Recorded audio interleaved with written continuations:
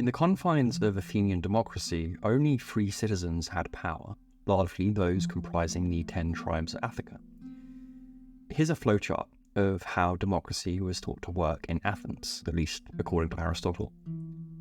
While this is undeniably complex, and I'm not going to go into every single detail of it, I show it here to compare with the oligarchical model in Sparta, here. One of the key defining features of Sparta's oligarchy was its development and engagement with villages, rather than tribes as the backbone of its system.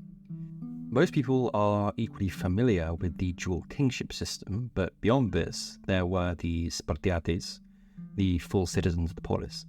These citizens had 2 predominant areas of power: the Gerousia, made up of 26 men over the age of 60, who would be selected from the wider body of males over the age of 18, grouped under a system known as the Apella.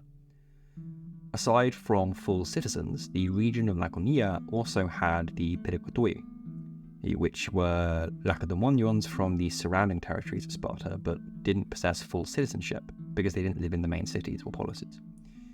But they were nevertheless still required to fight in the Spartan army. Finally, something that seems somewhat unique to Sparta was its lowest class, known as Helots, who comprised the conquered subjects and were used in serfs and generally considered to be property of the state.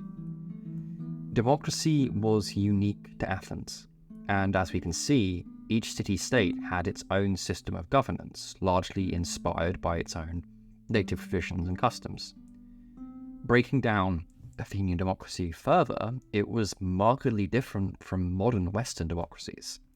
For one, Athens held a direct democracy, not representative, meaning that individual citizens themselves comprised the council rather than electing people to do it for them. One of the founding principles behind it was the concept of isonomia, equality under law, so that all people could be equally represented and partook in decision-making in the city. Of the various institutions of democracy, we can talk about things like the Ekklesia, the assembly of citizens who would meet upon the Pnyx, the Boule, the Council of 500 who met in the Kleroterion in the Agora usually to enact laws, and the Prytatenses, a sub-council of 50 who met in the Prytanion and in the Agora to make vital and rapid decisions when needed. Finally, we had the Areopagus, the Crag of Ares as it's translated, which formed the council of 9 archons who tended to anomalous duties throughout the city. Now, while democracy is fascinating, it's not really something archaeology can tell us a lot about, so the tendency is to rely on texts. Archaeological focus is often on earlier periods where we either don't have texts or the texts that we do have can't tell us very much.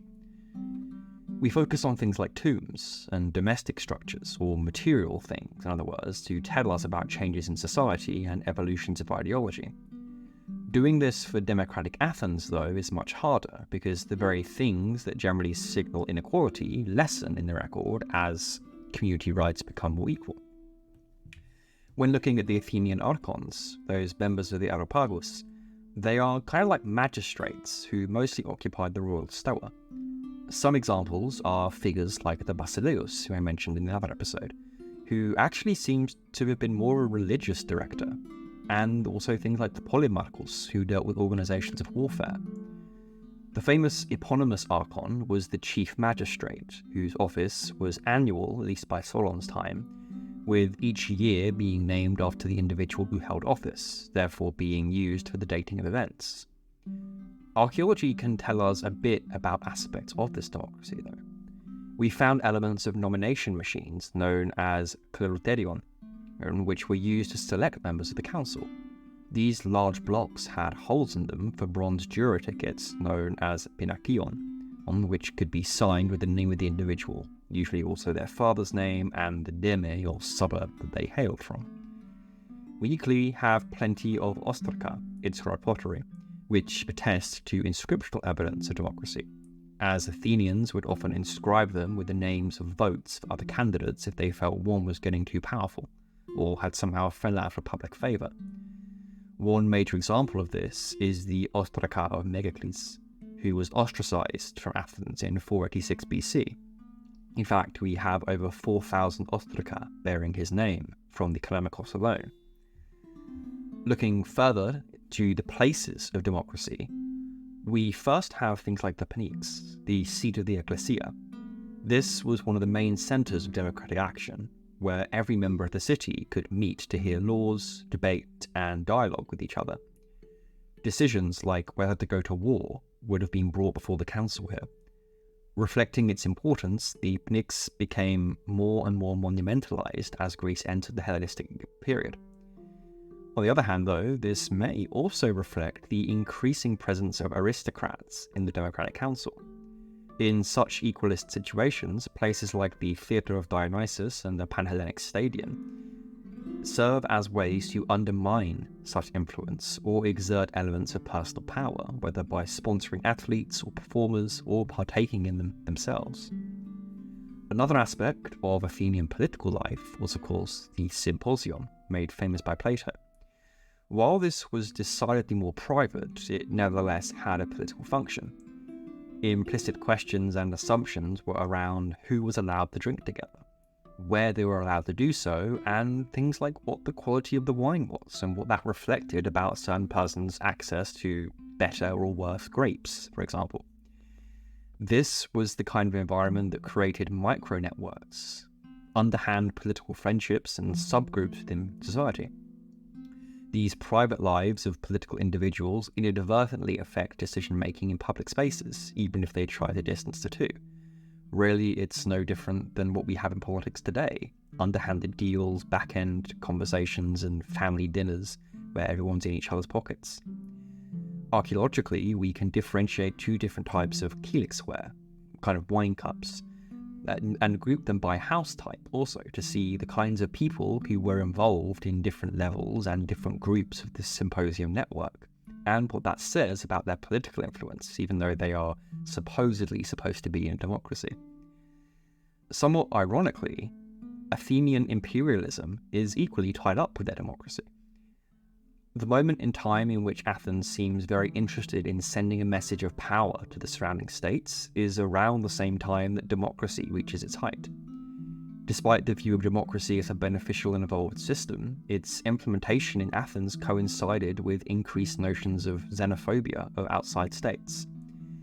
While it may treat its own citizens respectfully in its democracy, or at least the free men of the city, with the advent of things like the Delian League, Athens also treats its neighbours far more bullishly, that almost mirrors empire-esque attitudes.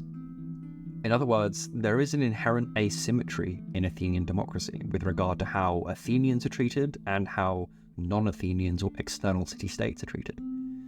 Not only is the Athenian treasury at Delphi a clear statement of wealth, intended to show Athenian imperial superiority, but all of the major architectural marvels of the Parthenon and the Acropolis were built on the backs of finances from the Delian League, extracted through harsh taxation of surrounding city-states. In other words, in the eyes of Athens, it's a democracy for themselves, but a very different scheme for outsiders and trade relations. After we move into the Hellenistic period, we see a return to kingship in the form of the Macedonian dynasties. Philip seems to have had a fairly easy time taking over the democracy of Athens, as it seems to have followed the fate of many of the other democracies and policies, and expanded its limits before beginning to decline and fracture. The new political organisation brought about by monarchy allowed for the expansion that facilitated economic wealth, and the democracy really just couldn't do this outside of its own corner or hinterland. Democracies generally work well for small-scale city-states, but they fall apart in the face of expansion. The Greeks of the Hellenistic period are able to therefore show power in very different ways. It's not so much about burial practices and tombs anymore as it is palaces, ones that are stocked to the brim with elite items of jewels, precious stones, and prestige items. Hierarchical organisation becomes markedly different, and members of the elite, noble, and royal class differentiate themselves very clearly. This doesn't mean they aren't necessarily benefiting the wider population. These population members clearly benefited from territorial expansion and economic success, but the power structures, at least, are far more clearly defined, and with that, so are class structures. For that, thank you so much for watching, and don't forget to like, share, and subscribe.